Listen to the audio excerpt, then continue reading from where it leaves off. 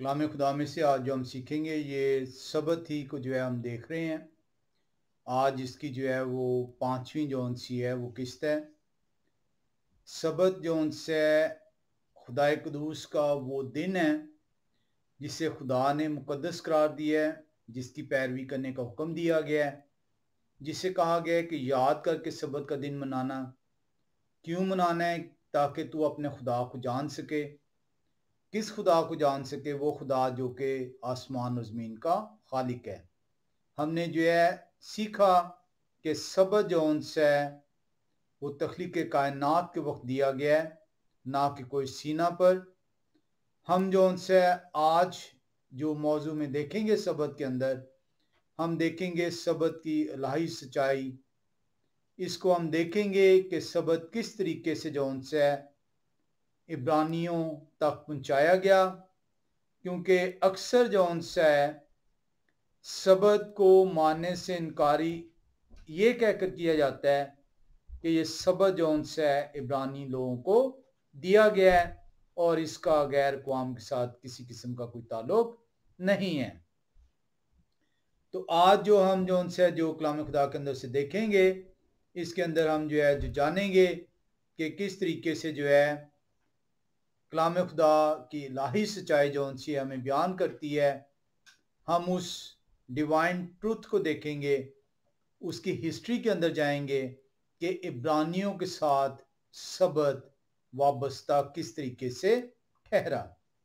हम देखते हैं, जब हम कलाम खुदा के अंदर देखते हैं तो हमें पता चलता है कि जो इस्राएल है, जो इब्रानी लोग हैं, ये अब्राहम की नस्ल से जौन से हैं गर्दाने जाते हैं।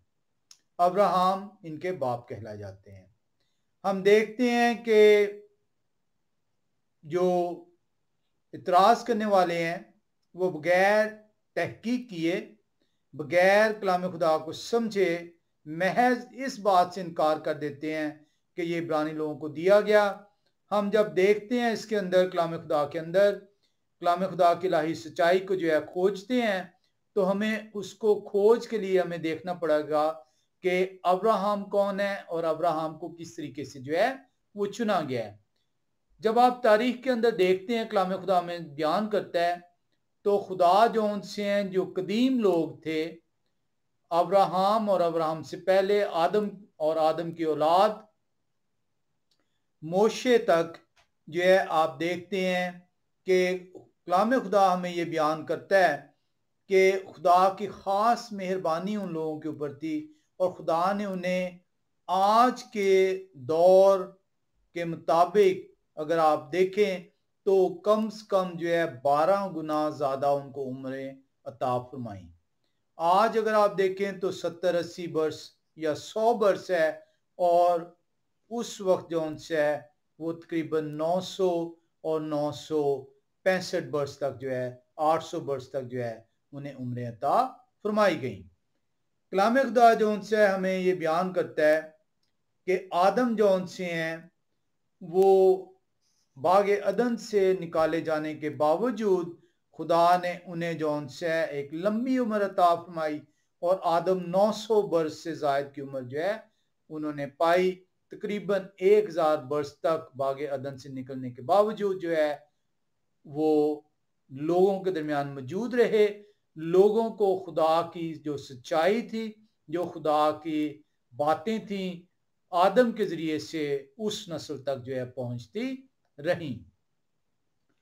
खुदा की रूह जो उनसी है इंसान के साथ हमेशा रही है, लेकिन इसके साथ क्योंकि इंसान को जो उनसे दिया गया है, इख्तियार दिया गया है कि उसके ऊपर जोर ज़बरदस्ती नहीं है, इख्तियार है कि वो खुदा की बात को मानकर ज़िंदगी को हासिल करे या खुदा की नाफरमानी करके अब्दी मौत का जो उनसे लुकमा ठहरे।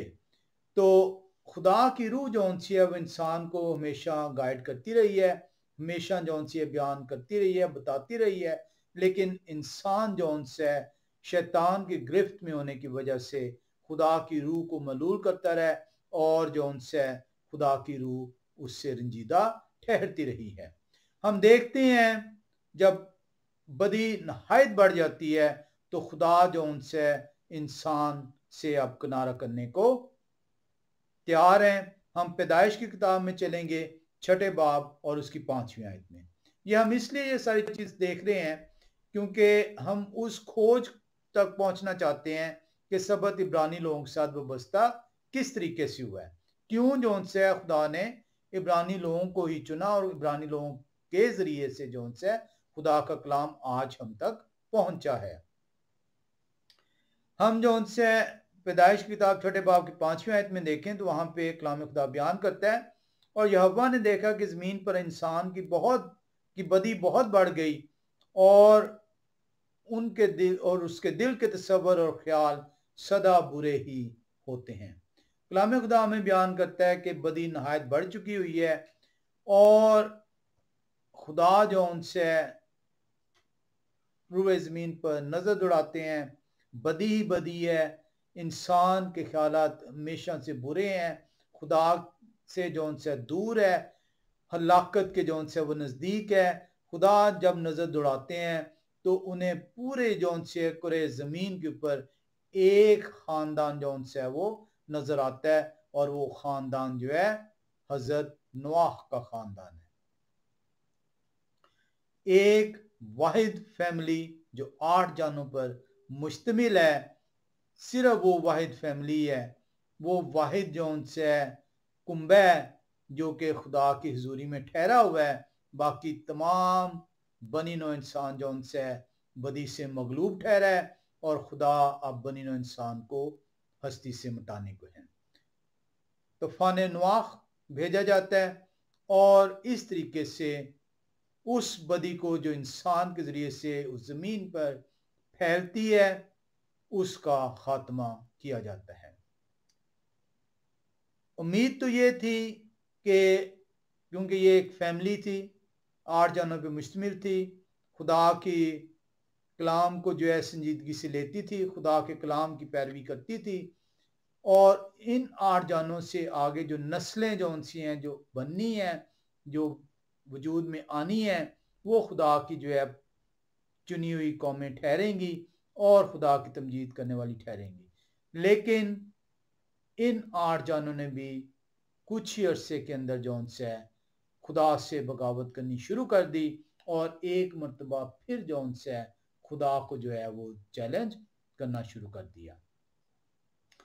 हम जो उनसे उस चैलेंज की बुलंदी की तरफ बढ़ते हैं जहां पे खुदा एक मरतबा फिर जो उनसे इन 8 जानों को जो खुदा ने बचाया था तूफान के जरिए से, उस बदी को मगलूब करके इन 8 जानों से जो नस्लें अब आगे वजूद में आ चुकी हैं, बदी उनके अंदर सरायत है, वो बदी से जो उनसे लबरेज हैं और अब वो खुदा को चैलेंज कर रहे हैं।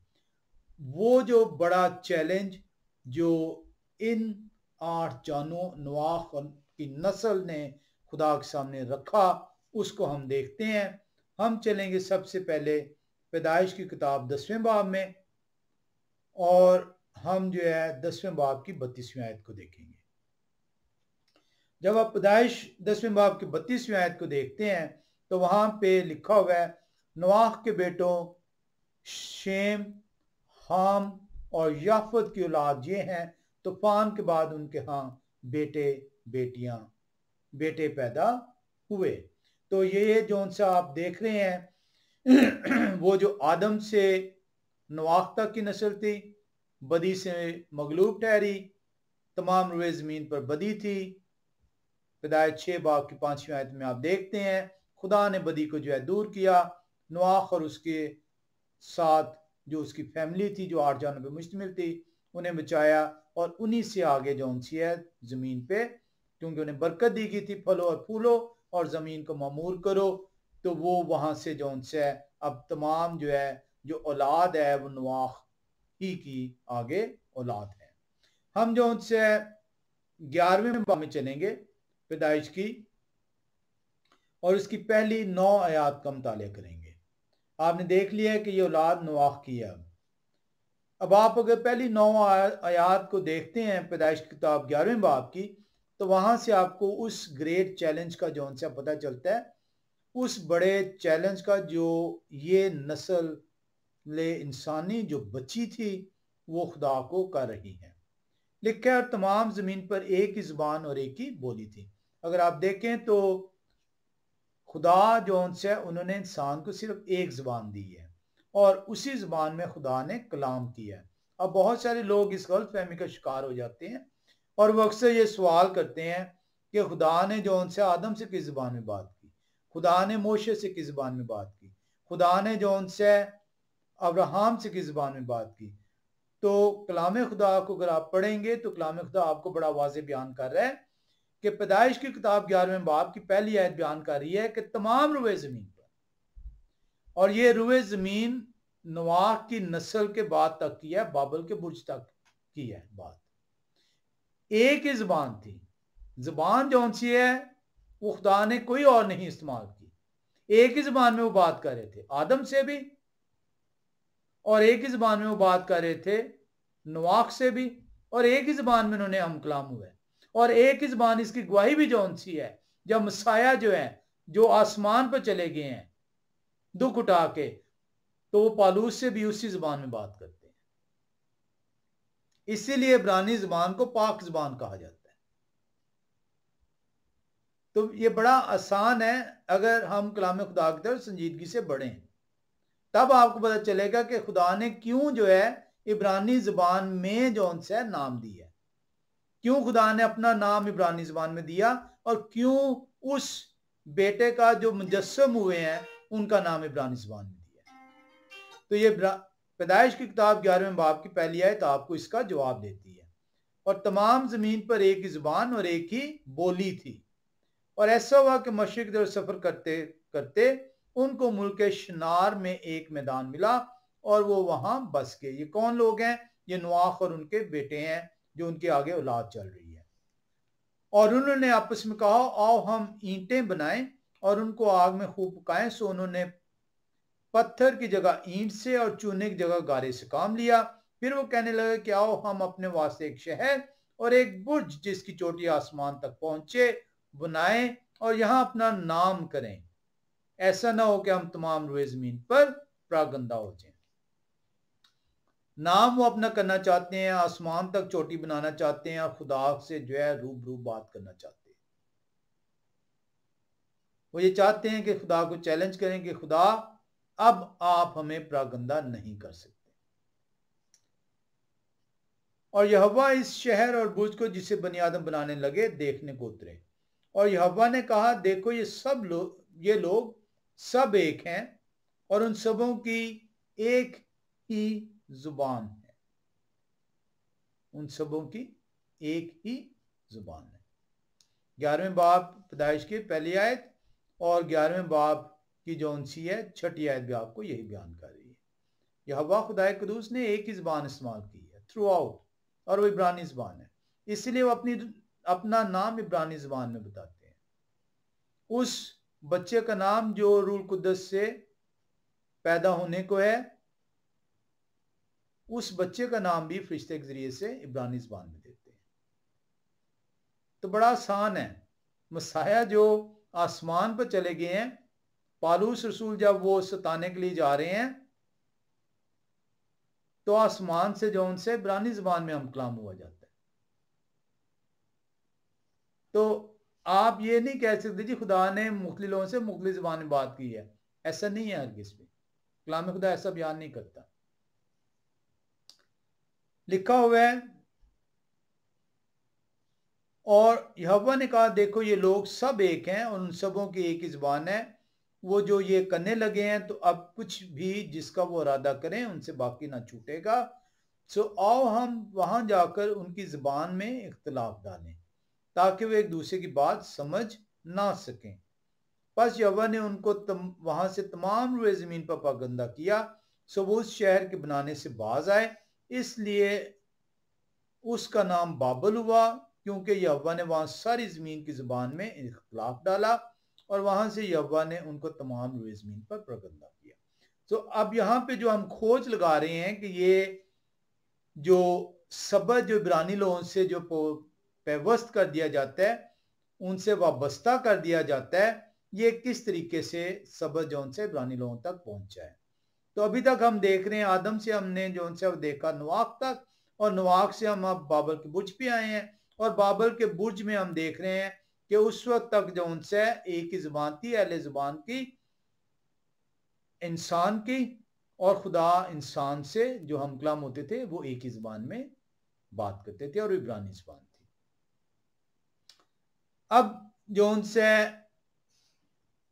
आपने देखा है पैदाइश की किताब के अंदर 9वीं आयत के अंदर कि यहाँ पे खुदा जो है ना सिर्फ अब एक से ज्यादा जुबानें जो उनसी हैं उसको बना रहे हैं, वो दे दी गई हैं इंसान को।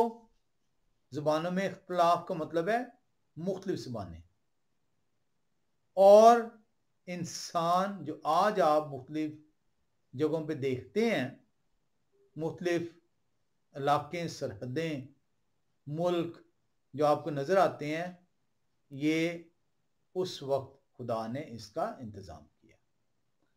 ये भी हम देखेंगे कि कितनी जो सी है खुदा ने सरहदें बनाई, ये सरहदें खुदा की तरफ से वजूद में आई। हम जो उनसे देखते हैं मोशे की जुबानी, यही चीज जो आपने पैदाइश की किताब में देखी है। मोशे जो उनसे बनी इसराइल को याद कराना चाह रहे हैं कुछ, वो इन इब्रानी लोगों को बताना चाह रहे हैं कि तुम जो परागंदा हुए हो ये तुम्हें खुदा ने किया है, पूछो अपने बाप दादा से और उनसे उनके हालात को जांचो। हम इस्तिशना की किताब 32वें बाब में चलेंगे, मोशे की गवाही को देखेंगे। इस्तिशना की किताब 32वां बाब 7 से 8वीं आयत। मोशे फरमाते हैं, बनी इसराइल से फरमा रहे हैं, कदीम अयाम को याद करो, नस्ल दर नस्ल के बरसों पर गौर करो, अपने बाप से पूछो वो तुमको बताएगा, बुजुर्गों से सवाल करो वो तुमसे बयान करेंगे।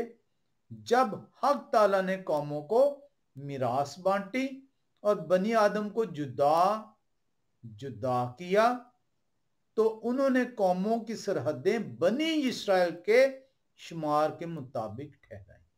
इतनी ज्यादा सरहदें बनाई हैं खुदा ने।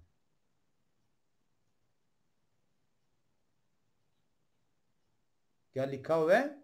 जब हक ताला ने कौमों को मिरास बांटी, ये आज जो कौमें झगड़ती है ना कि ये मुल्क मेरा है, ये मेरी सरहद है, ये मेरी सरहद है, ये मैं इसका मालिक हूं, ये खुदा ने सरहदें बांटी थी। ये बाद में कौमों ने लालच करके उन सरहदों में रद्द-बदल की है। लिखा है, और कितनी सरहदें, आज तो आपको 200 मुल्क मिलेंगे, सादा मुल्क थे, जम कर दिए गए लालच की वजह से। लिखा है, जब हक ताला ने कौमों को मिरास बांटी और बनी आदम को जुदा जुदा किया तो उन्होंने कौमों की सरहदें बनी इस्राएल के शुमार के मुताबिक ठहराई। बनी इस्राएल का शुमार क्या था? जब मिस्र से निकले हैं सिर्फ 6 लाख से ज्यादा मर्द थे जो 20 साल की उम्र से ज्यादा थे। औरतें बच्चे इसमें शामिल नहीं थे। 20 से नीचे के बच्चे शुमार होते हैं। एडल्ट एज बनी इस्राएल में 20 साल है। अब आपने देख लिया यहां तक जो हम पहुंचे हैं, हम सीख रहे हैं कि किस तरीके से जो उनसे ये सबक इब्रानी लोगों को दिया गया। आपने देखा कि बदी जब फैलती है आदम से लेकर नवाख तक, तो इतनी बदी फैल जाती है कि खुदा महलूल होते हैं और खुदा उस बदी को मगलूब करते हैं और उस बदी का खात्मा करते हैं। इंसानियत को ख़त्म कर दिया जाता है स्वाय 8 जानों के, जो कि नवाख जो है खुदा की जुरी में ठहरे हुए हैं। वहां से आगे दोबारा नस्ल इंसानी स्टार्ट होती है और फिर से जो उनसे बदी अब फैली हुई है। खुदा जो उनसे है उस ग्रेट चैलेंज की वजह से इंसान को अब तितर बितर कर देते हैं। सरहदें जो उनसी हैं वो जमीन की, क्योंकि खुदा मालिक हैं, वो बांट दी जाती है। इंसान किसी भी सूरत जो उनसे कभी भी जो है इंसान खुदा की तरफ रागब होने के लिए तैयार नहीं है। इंसान जो उनसे वो अपनी मर्जी करना चाहता है, आज भी अगर आप देखेंगे, आपके अपने अंदर, आपके इर्द गिर्द, आपके मोहल्ले में, रिश्तेदारों में, दोस्तों में, अहबाब में, आप देखेंगे कि इंसान जो से मुसलसल खुदा से बगावत करता चलता आ रहा है। और जब इंसान बगावत की हदें पार कर देता है, खुदा के रूह को रंजीदा कर देता है, तो खुदा फिर उसे जो है बुरी रूह के हवाले कर देते हैं। खुदा उसे बुरी रूह के हवाले कर देते हैं ताकि उसको सजा मिल सके। जिस तरह खुदा ने बदी को मगलूब किया पानी के जरिए से, इसी तरह खुदा ने उसको वादा किया था कि अब मैं दोबारा इंसान को पानी से नाबूद नहीं करूंगा। तो खुदा जो उनसे है वो बदी के हवाले कर देते हैं, बुरी रूह के हवाले कर देते हैं, ताकि वो इंसान जो बदी का पैरव है, खुदा से दूर है, खुदा की सच्चाई जानने से इनकारी है, वो अब सजा का हकदार ठहरा दिया गया। हर वो शख्स जो खुदा के हुक्मों से दूर है, खुदा के हुक्मों को सुनने के लिए तैयार नहीं है। सीखना बहुत दूर की बात है, सीखने से पहले सुनना जरूरी है। सुनने के लिए आपको तैयार होना जरूरी है। आप तैयार होंगे तो कान आपके उस कलाम की तरफ फिरेंगे। कान जब आप कलाम की तरफ फिरेंगे तो कान के अंदर जो आवाज आएगी वो आपके दिल और दिमाग में उतरेगी और आपकी रूह जो सी है उससे, जिस बुरी रूह के अंदर वो गिरफ्तार है, आजाद हो। आप देखते हैं कि बदी एक मरतबा फिर जो उनसे फैली हुई है। ग्रेट चैलेंज हुआ है खुदा को, बाबल का बुर्ज बनाने लगे हैं। खुदा ने एक मरतबा फिर उस बदी को जो उनसे अब पानी से मगलूब नहीं किया, बल्कि उन्हें जमीन पर तितर बितर कर दिया। उनके अंदर जुबान में अब इख्तलाफ डाल दिया। अब खुदा जो है इंसान से मोहब्बत करते हैं। एक मतलब फिर खुदा की नजर जो सी है जमीन पर दौड़ती है और उन्हें फिर से, पहले एक खानदान मिला और अब एक शख्स मिल गया। पहले एक खानदान मिला नोआह की सूरत में, अब एक शख्स मिल गया जो खुदा से करीब, जो खुदा की बातों को सीखना चाहता है, खुदा की बातों को जानना चाहता है, खुदा से रजू करना चाहता है। और उस शख्स का नाम अब्राहम है। अभी वो अब्राहम नहीं बना, अब्राहम है। अब्राहम एक बुत प्रस्त, खुदा से दूर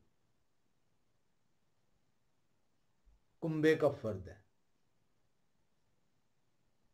आइडल्ट्रस फैमिली से ताल्लुक रखता है, लेकिन वो सच्चाई की तलाश में है। खुदा अब्राहम के जरिए से, उस बुत प्रस्त खानदान के फर्द के जरिए से सच्चाई को जो उनसे बनी नो इंसान तक मुंतकिल करेंगे। खुदा वेसल्स के जरिए कलाम को आगे मुंतकिल करते हैं। नबी इंसान है, वेसल है, जिसके जरिए से कलाम खुदा इंसान तक पहुंचाते हैं। कलाम सुनाने वाले खुदा की वेसल्स हैं, जिनके जरिए से कलाम आप तक पहुंचता है। तो खुदा इस बदी के आलम में एक ऐसे फर्द पर उनकी निगाह पड़ती है जो खुदा की तरफ रुजू कर रहा है, ढूंढ रहा है, खुदा को जानना चाह रहा है, सीखना चाह रहा है। किसकी औलाद है? नोआह की औलाद है। वो नोआह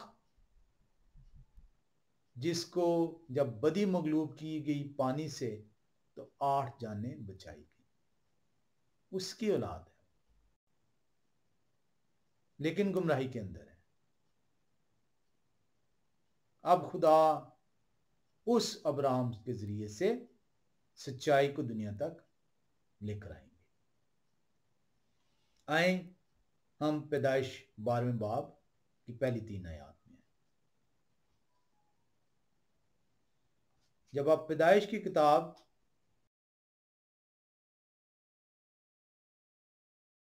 बयान करता है और खुदा ने और यहोवा ने अब्राम से कहा कि आप अपने वतन और अपने नातेदारों के बीच से और अपने बाप के घर से निकलकर उस मुल्क में जाएं जो मैं आपको दिखाऊंगा, और मैं आपको एक बड़ी कौम बनाऊंगा और बरकत दूंगा और आपका नाम सरफराज करूंगा, सो आप बाइस से बरकत हो। जो आपको मुबारक कहेंगे उनको मैं बरकत दूंगा, और जो आप पर लानत करे उस पर मैं लानत करूंगा, और जमीन के सब कबीले आपके वसीले से बरकत पाए। ये है वो खोज जिसके जरिए से खुदा ने अपने अहकाम बनी नौ इंसान तक पहुंचाए। इसका हरगिज मतलब नहीं है कि अहकाम मौजूद नहीं थे। हमने पिछली दफा देखा था इसको। पैदाइश की किताब के अंदर अब्राहम से पहले नवाख, नवाख से पहले आदम। पैदाइश की किताब में नजात का कंसेप्ट नहीं है। यह बयान नहीं किया गया कि मसाया ने मसलूब होना है, मसाया के खून बहाने से आपको निजात मिलनी है। वहां पे जो हुक्म है वो आपको इस तरीके से नहीं दिए गए, और हमने इसको देखा कि वजह उसकी क्या है कि पहली 5 किताबें मोशे ने लिखी हैं, और पहली किताब जो पैदाइश की किताब है मोशे ने बुजुर्गों की बातों को सिर्फ बयान की है। पैदाइश की किताब हरगिज हरगिज जो सी है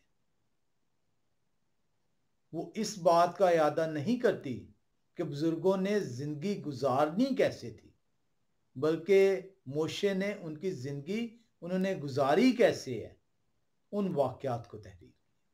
और जैसे ही मोशे अपने दौर में पहुंचते हैं वो 10 अहकाम को तहरीर कर देते हैं। यूबली जो उनसे है जो कि नहायत मुकद्दम है चीज।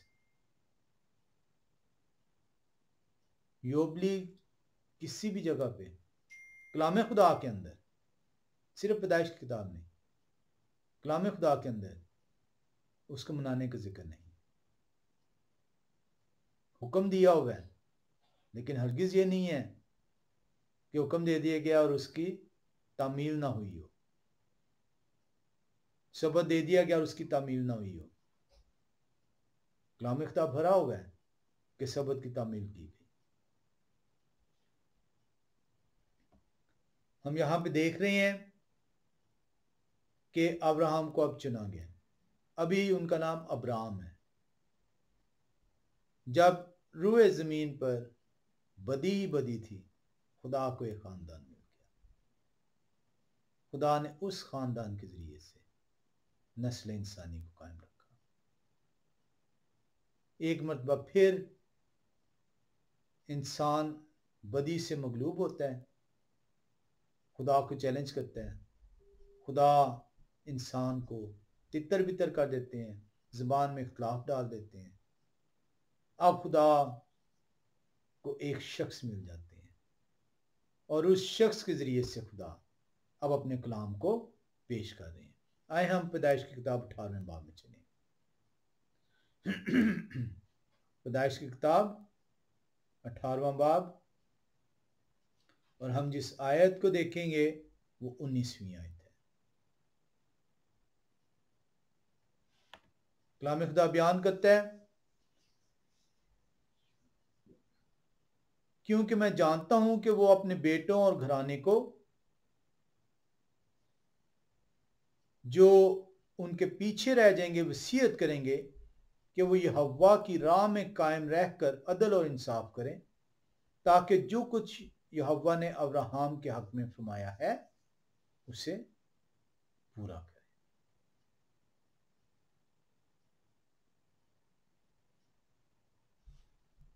क्योंकि मैं जानता हूं कि वो अपने बेटों और घराने को जो उसके पीछे रह जाएंगे वसीयत करेंगे कि वो यहोवा की राह में कायम रहकर अदलो इंसाफ करें, ताकि जो कुछ यहोवा ने अब्राहम के हक में फरमाया है उसे पूरा करें।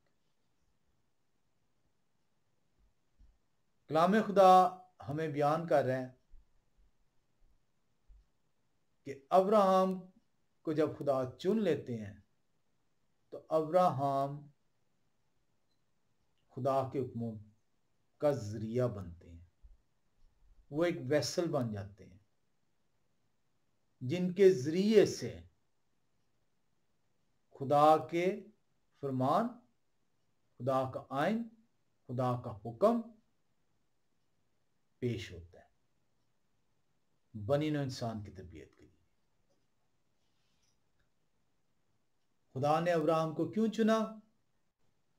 ताकि ये रूए जमीन जिसका भी वक्त नहीं आया वो बर्बाद ना हो, ताकि ये इंसान जिसको खुदा ने अपनी शबीह पे बनाया बदी से मर ना जाए। खुदा एक मरतबा फिर इंसान की मोहब्बत के लिए उसे बचाना चाहते हैं। खुदा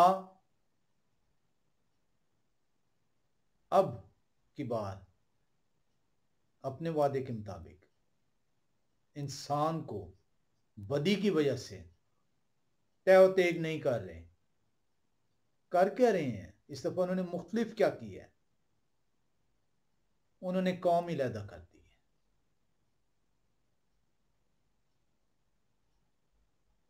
उन्होंने एक शख्स के जरिए से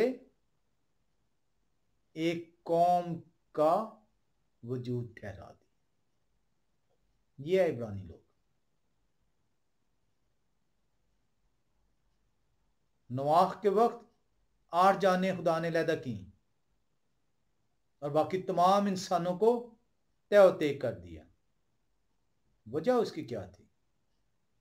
वहां पे खुदा ने मुख्तलिफ क्यों किया? सिर्फ 8 जानें बचाई, एक कुंबा बचाया और बाकी सारे लोग जो उनसे मार दिए पानी के जरिए से। वजह यह थी वो एक कौम थे, उस एक कौम में से 8 जानें जो उनसी हैं खुदा ने बचाई। अब यहां पे कौमें हैं और एक कौम अलहदा कर दी गई। ये फर्क ये है, खुदा ने एक कौम ही को अलहदा कर लिया एक शख्स के जरिए से। एक अलहदा कौम जो उनसी बन रही है। अब आप कहते हैं ना कि खुदा क्यों बनी इस्राएल को अपने आंख की पुतली कहते हैं। खुदा ने इस कौम को चुना है। खुदा ने खुद ये कौम तैयार की है एक शख्स के जरिए से। एक शख्स के जरिए से जो खुदा की तरफ रुजू हुआ, जिसने खुदा को जानने के लिए कदम अपना बढ़ाया, खुदा की आवाज सुनकर अपने खानदान को छोड़ दिया, अपनी कौम को छोड़ दिया, अपने मुल्क को छोड़ दिया, अपनी मालो दौलत को छोड़ दिया। खुदा ने उसके जरिए से एक कौम पैदा कर दी। यह है वादा खुदा का कि मैं तुझे एक कौम बनाऊंगा, निकल इस कौम से और एक कौम मैं तुझे दे दूंगा। यह है बनी इस्राइल। इसलिए कहा था खुदा ने कि जो आप पर बरकत भेजेगा मैं उस पर बरकत भेजूंगा, और जो आप पर लानत करेगा मैं उस पर लानत करूंगा।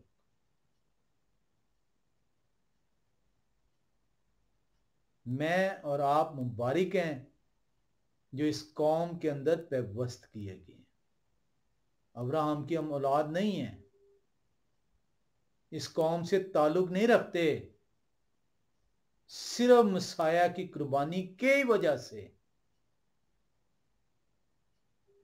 हमें इस कौम में जोड़ा गया। अदरवाइज एहसास करें, एक लैदा कौम तमाम कौमों में से, अब्राहम भी एक कौम से ताल्लुक रखते हैं। खुदा कहते हैं इस दर से निकल जाए, निकले, मैं आपके लिए एक लैदा कौम तैयार करूंगा जो खुदा की चुनी हुई कौम ठहरेगी। मैं और आप उन कौमों का हिस्सा होते हैं।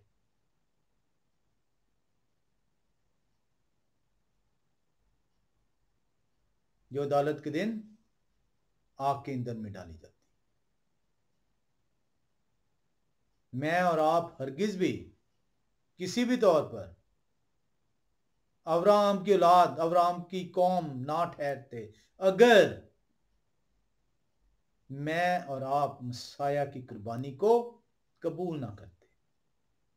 मसाया को खुदा मानते हैं तो खुदा ने कौम पैदा की है, खुदा ने हुक्म दिए हैं, इस कौम को हुक्म दिए हैं, और ये अगर आप कौम का हिस्सा हैं तो ये हुक्म आपके लिए।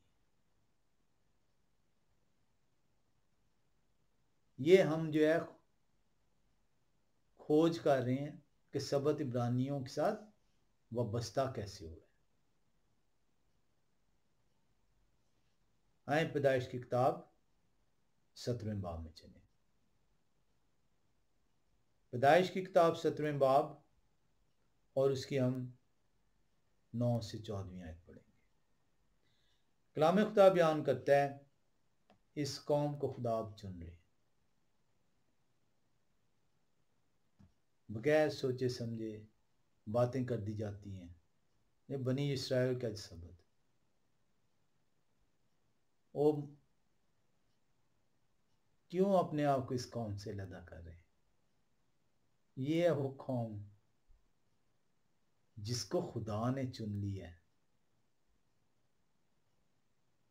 जिसे खुदा ने कौम बनाया है, वाहिद कौम जिसे खुदा ने बनाया है एक शख्स के जरिए से। वो आपको तो जितना सजदा करना चाहिए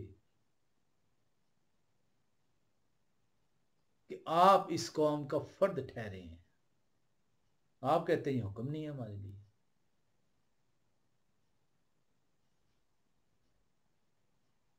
आए देखें कौम खुदा ने कैसे बनाई।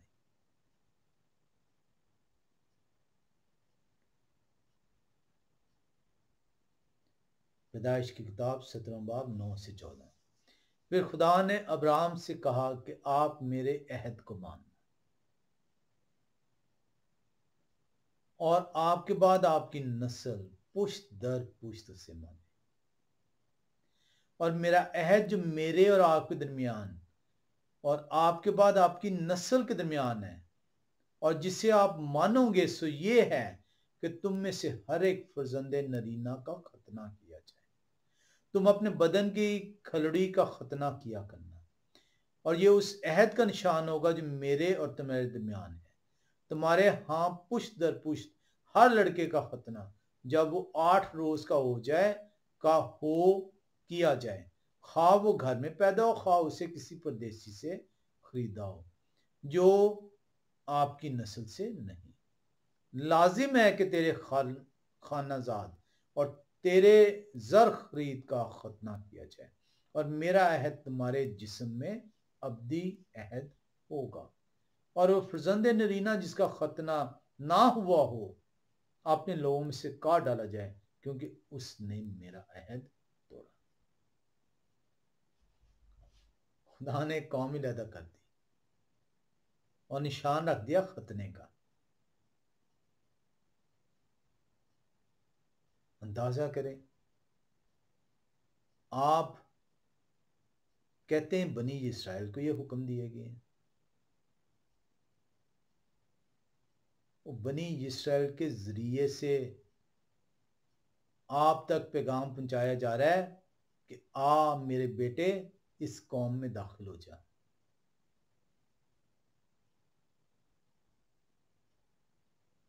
आ मेरे बेटे इस कौम में दाखिल हो जा। तो इस कौम का फर्द नहीं है, इसीलिए क्या कहा गया, गैर अक़वाम, जेंटाइल्स। बाकी तमाम जौन सी कौमें हैं उन्हें जेंटाइल्स कहा जाता है, गैर अक़वाम कहा जाता है। क्यों? कौम सिर्फ एक है जिसे खुदा ने बनाया। कौम सिर्फ एक है जिसे खुदा ने बनाया, और उस कौम का नाम इस्राएल है। आज हम यहीं पे जो है इसे ख़त्म करेंगे। ये आगे जो उनसे हम इसको मज़ीद सीखेंगे कि ये किस तरीके से सबत जो है बनी इस्राएल से पैबस्त होता है।